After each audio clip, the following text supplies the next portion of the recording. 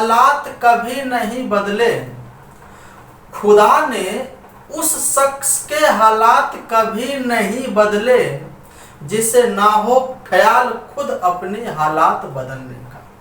Hello and welcome to our YouTube channel Gupta math circle. मैं VP Gupta आप लोगों के सामने एक बार फिर से आपके सामने हूँ।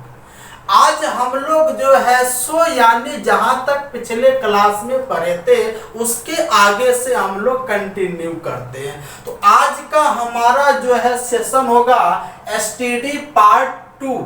एसटीडी क्या होगा? पार्ट 2 यानी दूसरा पार्ट आज आपका होगा स्पीड, टाइम एंड डिस्टेंस का। आज होगा पार्ट दूसरा होगा। तो इसको हम लोग जो है सीखने और सिखाने की प्रक्रिया को हम लोग जो है सो आगे बढ़ाते हैं और सीखते हैं। इसके बारे में हम लोग क्या क्या, तो आपको मालूम होगा कि पिछले क्लास में हम लोगों ने क्या पढ़ा था। तो पिछले क्लास में पढ़ा था speed is equal to distance upon जो है सो टाइम पढ़ा था।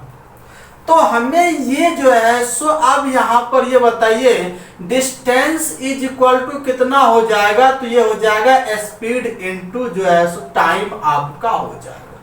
तो यहाँ तक आपको किसी प्रकार का दिक्कत नहीं। यहाँ तक न हमने पिछले क्लास में आपको बता दिए। यदि आप पिछला क्लास नहीं देखे हैं तो पहले उसको आप लोग देखिए, तब यहाँ से कंटिन्यू कीजिएगा ताकि आपको अच्छे से समझ में आएगा।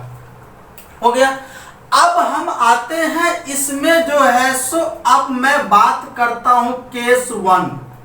और इसको जो है केस 1 से पहले एक बात मैं बता दूं।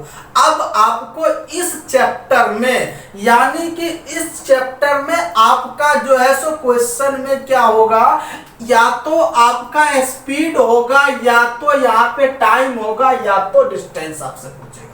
अब इन तीनों में से कोई एक पद आपका जो है सो ऐसा होगा जो निश्चित होगा, कांस्टेंट होगा, जो आपका जो है सो नियत होगा। उस कांस्टेंट टर्म को आपको पहचानना है। अगर इस चैप्टर के क्वेश्चन में से उस कांस्टेंट टर्म को आप पहचान लिए और उसको पकड़िए और वहीं से क्वेश्चन बनाना स्टार्ट कीजिए तो आपके लिए आसान हो जाएगा। तो हाँ, तो अगर आपका इस चैप्टर में इन तीनों में से कोई एक टर्म कांस्टेंट नहीं है ना, तो आपका क्वेश्चन सॉल्व हो ही नहीं सकता। आपको इसमें एक कंडीशन याद रखना होगा, इन तीनों में से स्पीड, टाइम एंड डिस्टेंस में से तीनों में से एक जो है सो टर्म आपका क्या होगा? निश्चित होगा, कांस्टेंट होगा, नियत होगा, है ना। तो उस कांस्टेंट टर्म को पहचान के आपको क्वेश्चन सॉल्व करना। अब आते हैं हम लोग यहाँ पर केस फर्स्ट। तो केस फर्स्ट में हम लोग जो है सो क्या करते हैं, इसमें इफ डिस्टेंस यानी दूरी को हम इसमें कांस्टेंट करते हैं, दूरी को इसमें हम जो है सो नियत करते हैं, निश्चित करते हैं, यानी इसको बदलना नहीं है, सेम रखना है। तो जो ही अगर मैं यहाँ पर दूरी को कांस्टेंट जो है रखूंगा तो इन दोनों का प्रोडक्ट जो होगा उससे हमें नियत रखना है। तो उसके बाद हमें बता इन दोनों में क्या रिलेशन होगा। तो आप लोग जो है सो बोलोगे कि सर स्पीड एंड टाइम आपका क्या होगा? एक दूसरे का रेसिप्रोकल होगा, यानी एक दूसरे का जो है सो रिवर्स रेशियो आपका होगा। तो यहाँ पर रिजल्ट के रूप में आपका होगा क्या? स्पीड जो है सो आपका टाइम का रिवर्स आपका ये जो है सो होगा, या जो है सो मतलब जो है टाइम आपका जो होगा वह आपका स्पीड का क्या होगा? रिवर्स आपका होगा। आई होप यहाँ तक इस बात को समझ गए। तो हमें यहाँ पर दो संख्याओं का जो प्रोडक्ट है उसको यदि मैं निश्चित कर दूं, उसको मैं कांस्टेंट कर दूं, तो पहली संख्या में यदि मैं वृद्धि करता हूं तो दूसरी संख्या में मुझे खुद ब खुद कमी हो जाएगी। तो यही इसके कहने का मतलब। इसका मतलब उन दोनों संख्या में रिलेशन क्या है? तो उन दोनों संख्या एक दूसरे का रेसिप्रोकल है, यानी वह दोनों में मतलब व्युत्क्रमानुपाती का रिलेशन है। तो आइए इस पर हम लोग जो है सो एक दो एग्जाम्पल समझने की कोशिश करते हैं। मान जो है लिया जाए एक आदमी ए है, दूसरा आदमी जो है सो बी है, और इन दोनों आदमी के लिए हमने जो है डिस्टेंस जो है सो कांस्टेंट कर दिया है। इन दोनों आदमी के लिए हमने पहले ही जो है सो डिस्टेंस कांस्टेंट कर दिया है, और जो पहला आदमी आपका जो है यहाँ पे ए है, उसका जो है स्पीड इसमें आपका दिया हुआ है 30 किलोमीटर प्रति घंटा। यानी पहला आदमी का जो स्पीड है वह 30 किलोमीटर प्रति घंटा, और दूसरा आदमी जो आपका बी है उसका स्पीड यहाँ पर है 45 किलोमीटर प्रति घंटा है, और इन दोनों के लिए दूरी यहाँ पर कांस्टेंट है। तो मुझे बताओ इसका जो है सो टाइम का रेशियो क्या हो जाएगा। तो यानी आपको पता होगा, अभी अभी हमने बताया कि दूरी कांस्टेंट है तो टाइम आपका स्पीड का क्या होगा, रिवर्स होगा। तो हमें ये बताओ दोनों का यूनिट सेम है, तो ये हो जाएगा 1/30 और ये हो जाएगा 1/45। तो इसको काटोगे 15 दूना 30, 15 या 45, तो ये इधर आपका कितना हो जाएगा 3:2, आपका उत्तर आपका आ जाएगा। यदि इसी में अब आपको कह दे कि जो है सो ए उस दूरी को, वह निश्चित दूरी को कवर करने के लिए अगर वह जो है सो 12 घंटे का समय जो है सो लेता है, तो बी उसी दूरी को कवर करने के लिए कितने घंटे का समय जो है सो लेगा, और उसके बाद उसका जो कांस्टेंट दूरी कितना हो जाएगा। तो यहाँ पर हमें ये जो है सो बताइए ए उस कांस्टेंट दूरी को तय करने में 12 घंटे का समय जो है लेता है। लेकिन यहाँ ध्यान से देखोगे तो यहाँ पर जो ए जो है रेशियो में जो है 3 यूनिट का समय ले रहा है, लेकिन रियल में 12 जो है सो ले रहा है। इसमें हमें कितना से मल्टीप्लाई करना होगा, 4 से मल्टीप्लाई करना होगा। तो अगर मुझे इधर से 4 से मल्टीप्लाई तो इधर भी 4 से, तो यानी कितना हो जाएगा, बी उसी दूरी को कवर करने के लिए 8 घंटे का समय जो है सो लेगा। बी उसी दूरी को कवर करने के लिए 8 घंटे का समय लेगा। कब? जब उस दूरी को ए 12 घंटा में तय करता है। ऐसा क्यों? क्योंकि ए का स्पीड जो है बी से क्या है, कम है। अगर अब आपसे पूछ ले कि वह जो निश्चित दो दूरी है वह डिस्टेंस कितना होगा, तो अब आपके लिए आसान होगा।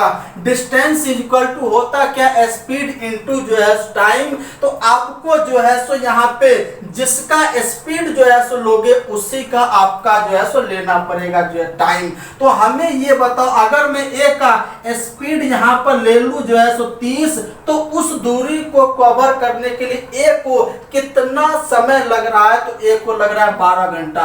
तो यहाँ पर जो है सो 12 तो मतलब 12 या 36 यानी 360 किलोमीटर आपका क्या हो जाएगा, दूरी जो है सो निकल के आ जाएगा। आई होप आप लोग यहाँ तक इस बात को समझ पाए होंगे।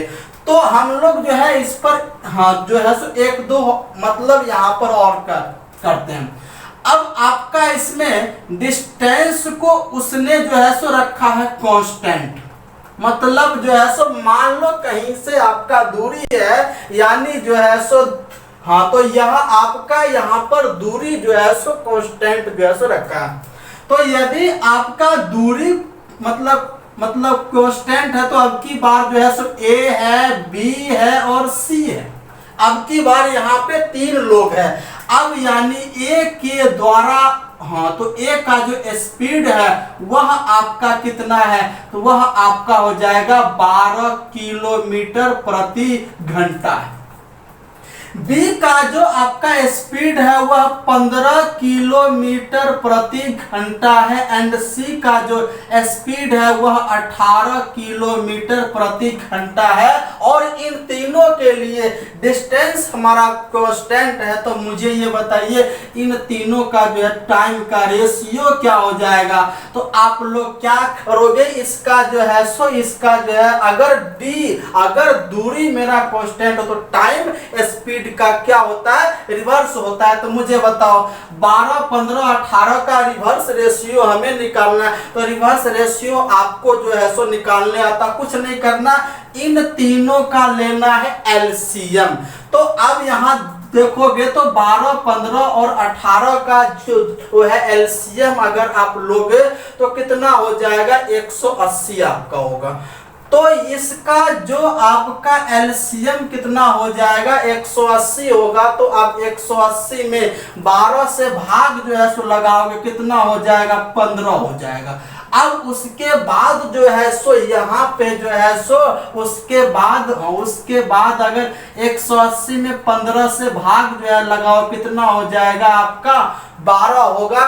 और उसके बाद जो है सो उसके बाद अगर 180 में 18 से भाग जो लगाओ, कितना होगा, तो वह आपका 10 आपका होगा। तो यही जो होगा 15, 12 जो 10 आपका रेशियो आया, यही आपका क्या होगा, मतलब टाइम का रेशियो आपका होगा, है ना। आई होप आप लोग इस बात को अच्छी तरह समझ गए होंगे। अब आते हैं इसका जो है सो केस नंबर 2 पे, है ना।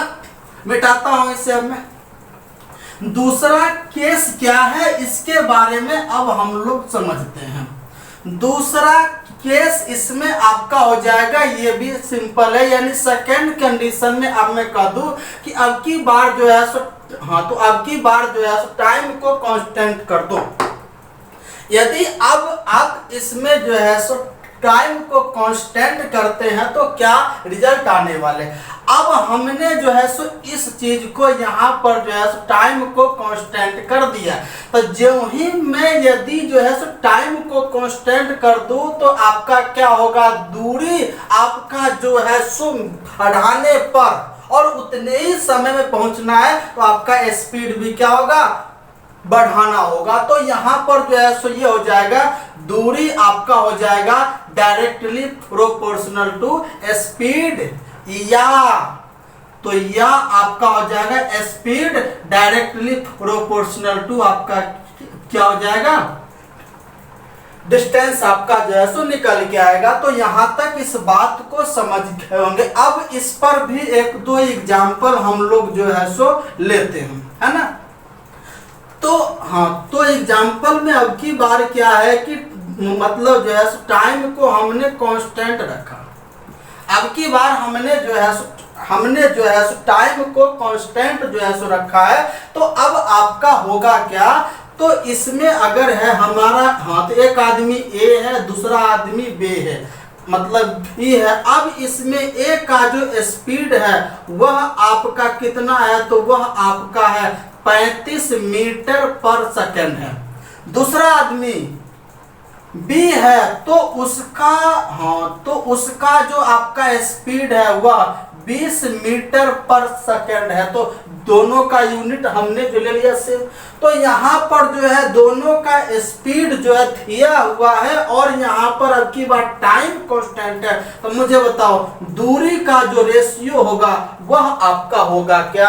तो हमें यहाँ पर अभी देखिए कि टाइम को कांस्टेंट करने पर दूरी जो होगा स्पीड के अनुसार परिवर्तित होगा। इसका मतलब स्पीड का डायरेक्टली प्रोपोर्शनल आपका होगा क्या, दूरी आपका होगा। तो मुझे बताओ इसका जो है सो डायरेक्टली, तो ये 35, तो हाँ, तो इसमें से कॉमन क्या, 5 से काटोगे ये 7 और 5 से काटोगे ये जो है सो मतलब आपका हो जाएगा 4, है ना। यदि इसमें अब की बार जो है सो कहा कि ए ने उस दूरी को, यानी उस निश्चित समय में ए ने उस दूरी, मतलब जो है वह दूरी उतने ही समय में 70 किलोमीटर दूरी तय करता है। तो बी उस, तो यानी बी उसी चाल से उतने ही समय में कितनी दूरी तय करेगा, ये आपसे यहाँ पर पूछ रहा है।